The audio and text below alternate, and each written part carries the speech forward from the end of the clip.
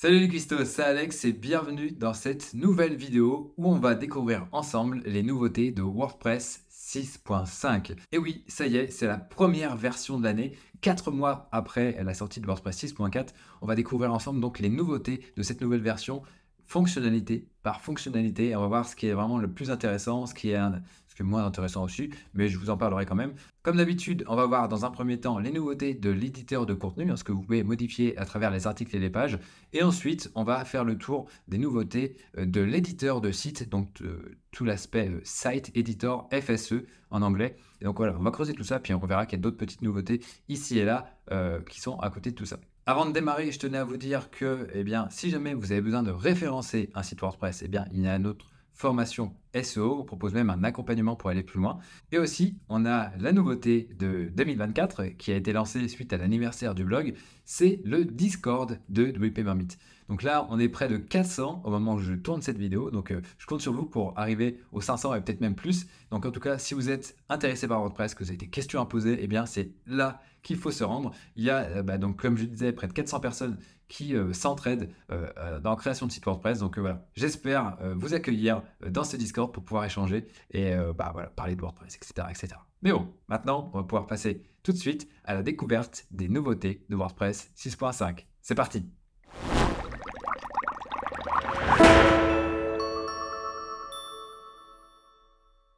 Avant de plonger dans l'administration pour voir ce qu'il y a en matière de nouveautés, plutôt visuelles, eh bien, je tenais à vous dire qu'il y a déjà une grosse nouveauté, de gros efforts qui ont été faits et ça concerne les performances. En effet, l'éditeur de contenu est 2 fois plus rapide et le traitement des données jusqu'à 4 fois plus rapide. 4, c'est bon.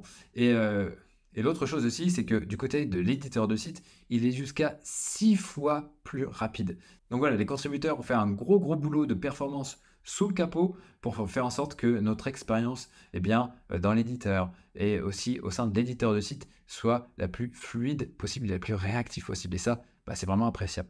Donc j'espère que vous le ressentirez de votre côté une fois que vous aurez fait la mise à jour. Mais en tout cas, voilà, de mon côté, je trouve que c'est vraiment top. L'autre point qui a été travaillé pour booster les performances, c'est l'optimisation de la gestion des traductions. Alors, quand WordPress est en anglais, voilà, eux, ils n'avaient pas trop de problèmes, mais quand on l'utilise en français, en italien, en espagnol, dans ce que vous voulez, eh bien, il y a tout un système de traduction qui se met en place pour pouvoir afficher les bonnes chaînes de traduction dans l'administration.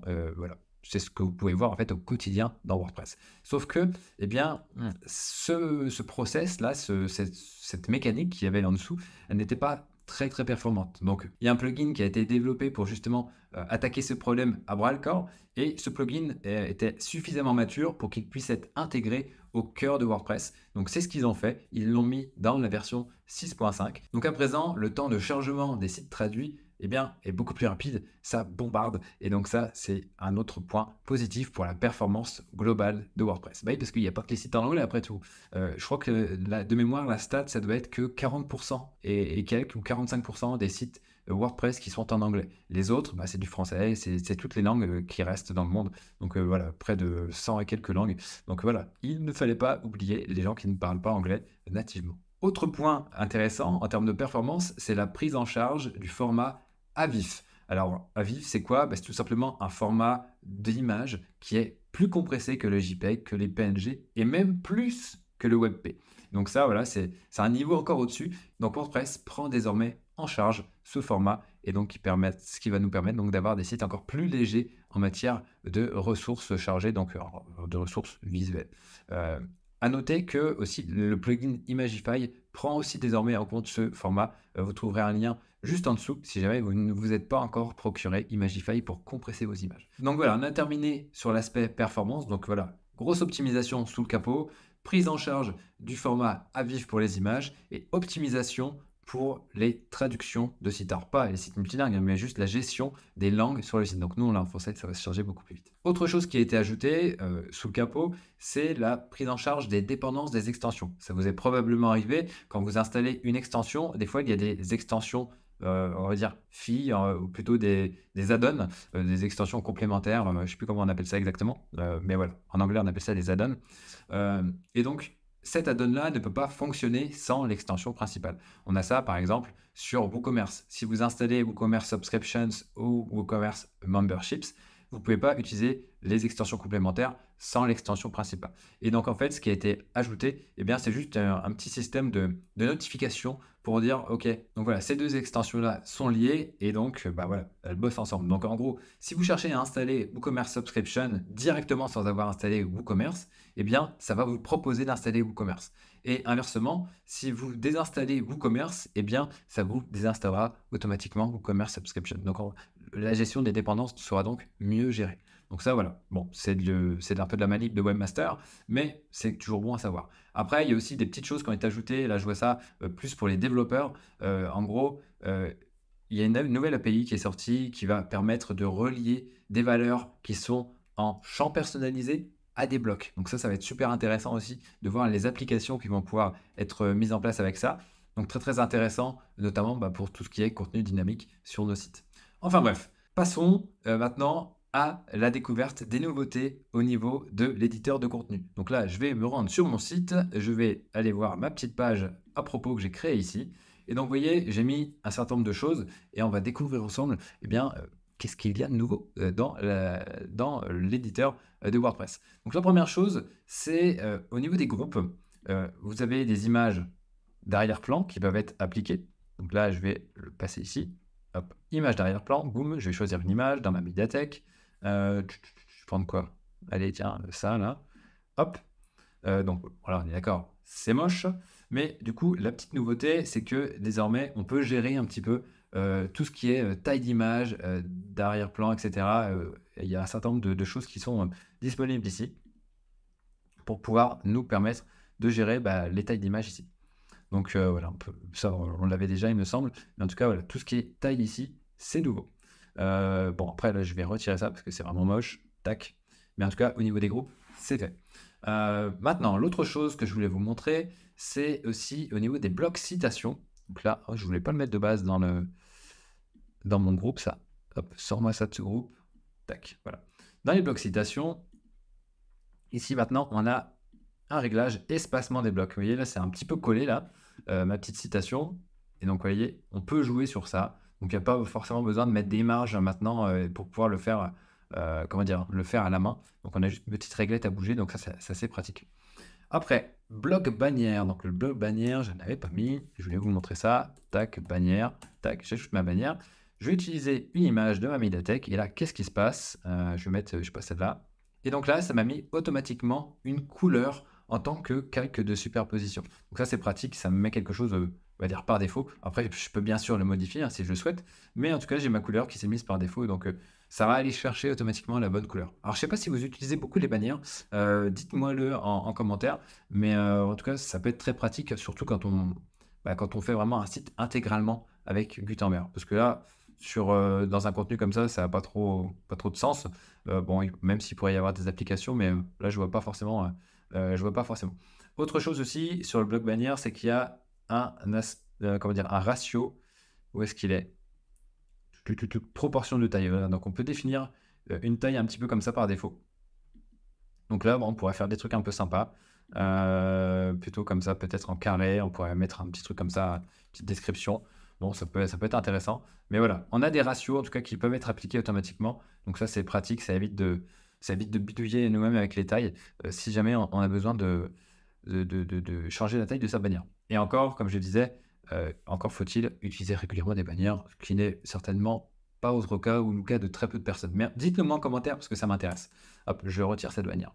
Là, il y a quelque chose d'intéressant, c'est au niveau des images, mais aussi des colonnes, des boutons aussi. C'est l'arrivée des ombres portées. Donc là, si je vais dans les réglages ici, et je fais ça, tac, les ombres qui apparaissent. Et donc là, je peux définir plusieurs ombres. Vous voyez, alors là, c'est plus vraiment une ombre, mais c'est une grosse ombre. Non, un petit peu décalée. Attends, je vais le mettre comme ça. Donc on peut définir ça, appliquer ça, ou pas mettre d'ombre du tout. Mais ça peut être intéressant pour donner un petit style aux images. Donc pourquoi pas. Mais en tout cas, voilà, de nouveaux réglages arrivent pour les images et aussi donc les colonnes et les boutons. Après, là, une des choses que j'affectionne le plus, c'est la mise à jour au niveau de la vue liste qu'on a ici. C'est le fait de pouvoir déjà renommer un bloc. Donc, jusqu'à présent, on pouvait renommer les groupes. Donc ça, c'était pratique quand on a un groupe. Voilà. Nous, par exemple, sur notre page de l'hébergement WordPress, j'ai groupé les hébergeurs. Donc là, on voit la liste des hébergeurs ici. Mais du coup, vous voyez, O2 Switch, j'ai groupé tout ça. Là, on le voit pas comme ça, mais attendez que je descende pas trop. Voilà, tac. Tout ça, je l'ai groupé, je l'ai mis dans un groupe. Yonos, tic, je l'ai mis dans un groupe. Infomaniac, pareil. Et donc, en fait, si j'ai envie de modifier le classement, eh bien, je peux le faire assez facilement en bougeant les groupes. Plutôt que de me casser la tête à sélectionner plein de trucs. Et donc, pour y voir plus clair, donc, j'ai nommé mes groupes. Donc là, je vais mettre mon groupe. Tac. Voilà, donc là j'ai mon groupe, mais on ne pouvait renommer que les groupes. Mais maintenant, eh bien, on peut renommer n'importe quel bloc. Donc lui, par exemple, c'est mon intro. Hop. Comme ça, j'y vois plus clair. Je sais que ici c'est mon intro. Si je suis en train de bidouiller, par exemple ici, à dire que c'est ma conclusion, quoique là il n'y a rien. Tac. Donc lui, on va dire que c'est ma conclusion. Si j'ai un long contenu, eh bien, je m'y retrouve mieux. Hop, j'ai envie d'aller à mon intro, conclusion, bim. Ça se fait assez rapidement et ça, c'est top. Autre grosse nouveauté, une chose qui me rendait presque fou, c'est le fait de pouvoir faire un clic droit ici. Ah, là, j'ai désormais, au lieu de cliquer sur ces 3 petits points là pour avoir ça, ce petit menu contextuel, eh bien là, je fais le clic droit et je l'ai pour n'importe quel élément de ma vue liste. Donc ça, c'est vraiment parfait. Je peux faire un certain nombre d'actions. Bah, de toute façon, vous connaissez déjà, hein. Il y a aussi le fameux renommé qui vient d'arriver. Mais voilà, maintenant, on peut faire ça. On peut faire un clic droit. Et là, on se croirait presque dans Elementor. Donc, vous voyez, ça progresse petit à petit. À chaque nouvelle version de WordPress, on a des choses qui arrivent sans rien casser. Mais du coup, voilà, ça, c'est vraiment top. J'apprécie vraiment. N'empêche, cette vue liste, elle est très, très pratique pour pouvoir bosser. Surtout quand on a des très longs contenus. Ensuite, au niveau de l'ajout des liens, ça a changé un petit peu. Genre, je ne sais pas si vous vous rappelez, quand vous faites ça, là, vous avez une liste de pages qui vous est proposée. Avant, dans les versions antérieures, eh bien, on avait juste ce petit champ-là. Et après, quand on tapait, on avait des choses qui s'affichaient. Mais là, par défaut, on a des pages qui s'affichent. Donc, pour nous permettre de les lier assez facilement. Donc, voilà. Donc là, par exemple, je peux mettre contact. Tac, ça m'a fait remonter. Je mets mon lien contact. Et aussi, là, une fois que mon lien est ajouté, avant, si on voulait casser le lien, il fallait aller ici pour casser le lien. Mais là, maintenant, je peux le faire là, je peux le modifier, je peux le copier aussi. Et donc, j'ai un petit aperçu. Donc là, il n'y a pas de favicon, mais des fois, on aura un petit aperçu en fonction des pages que vous lirez. Donc, ça aussi, très très pratique. Ce niveau ergonomie, j'apprécie beaucoup parce que des fois, je me cassais la tête, j'arrive même plus à retirer des liens. Ça me rendait fou. Tandis que là, hop, j'ai juste à faire ça, je suis sur le lien, et donc, ça me propose une action par rapport à la petite pop-up qui est affichée, quoi. Donc là, hop, je peux le modifier. Je peux avancer, je peux ouvrir dans un nouvel onglet, je peux mettre en nofollow, même si voilà, c'est pas du tout recommandé de mettre un lien en nofollow. Niveau SEO, c'est pas bon du tout.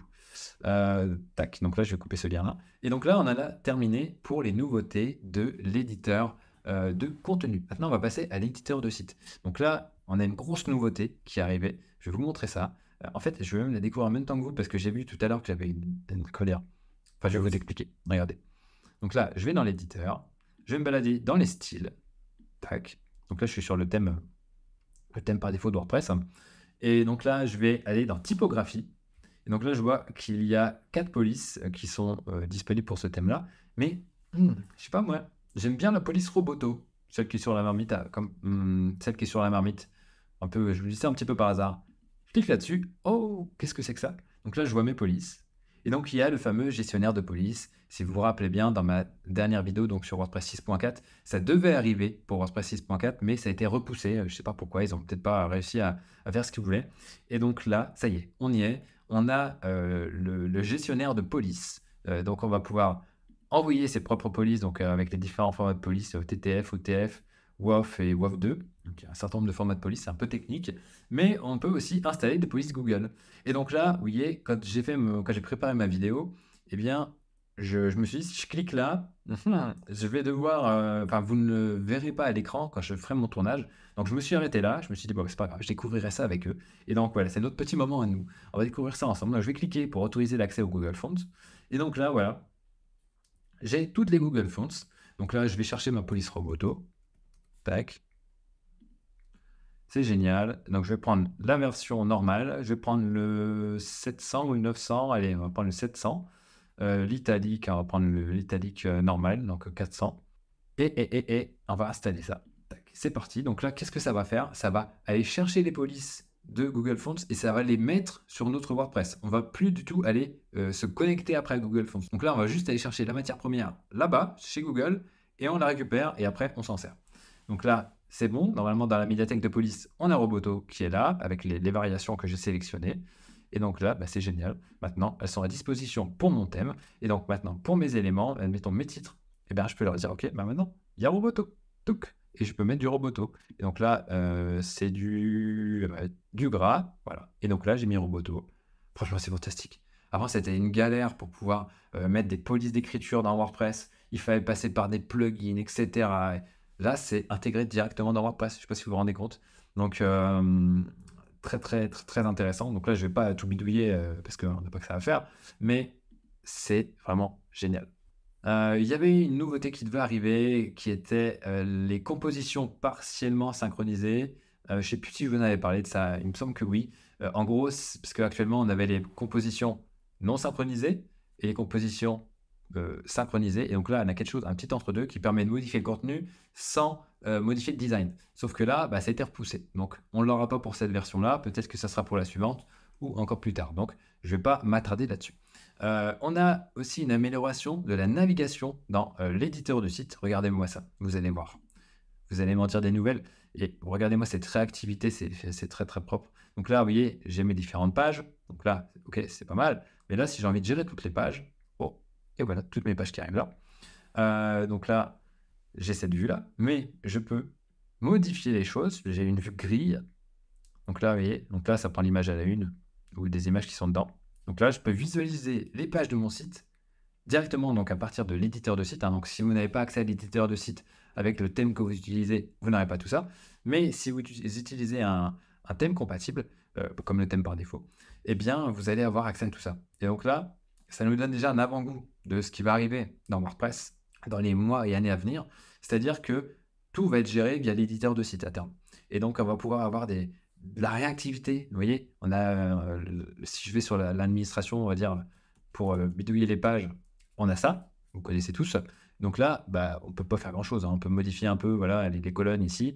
Mais du coup, c'est rien que de faire ça. Si je veux changer le nombre d'éléments par page, là, j'applique, ça me refait un rechargement de page. Alors là, je suis en local, c'est rapide, mais quand on est en ligne, c'est pas toujours le cas.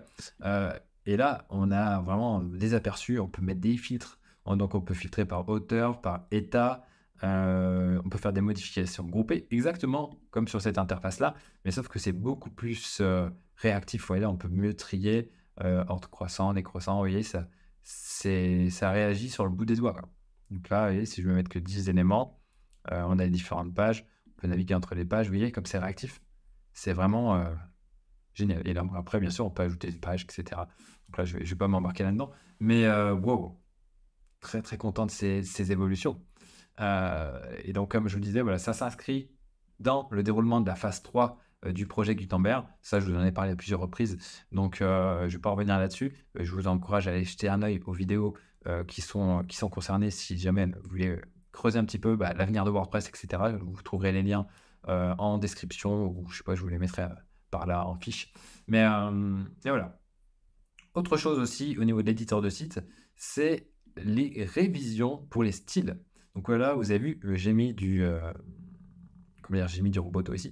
Donc si vous allez là, pouf, on voit l'historique des révisions qui est arrivé. Donc là, hop, si j'ai envie de revenir là, donc là j'avais bidouillé les trucs juste un peu pour préparer la vidéo, mais si j'ai envie de revenir au style par défaut, boum, j'appuie là et je vais revenir à ça.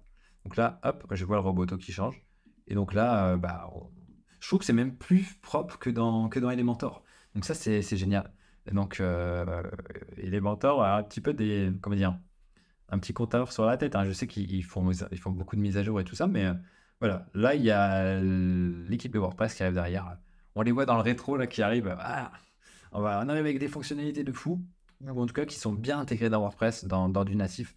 Et ça, vraiment, ça va être vraiment appréciable quand on va pouvoir avoir vraiment pas mal de thèmes qui bénéficient de toutes ces fonctionnalités qui sont intégrées dans le cœur de WordPress.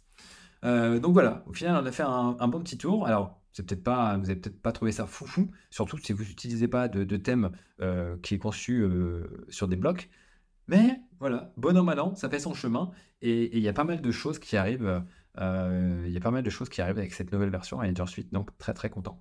Après il y a une dernière chose, que je voulais vous montrer. Il me semble que je vous en avais déjà parlé, mais avec ma mémoire de poisson rouge me fait douter de ça. C'est, l'intégration de l'API interactivité.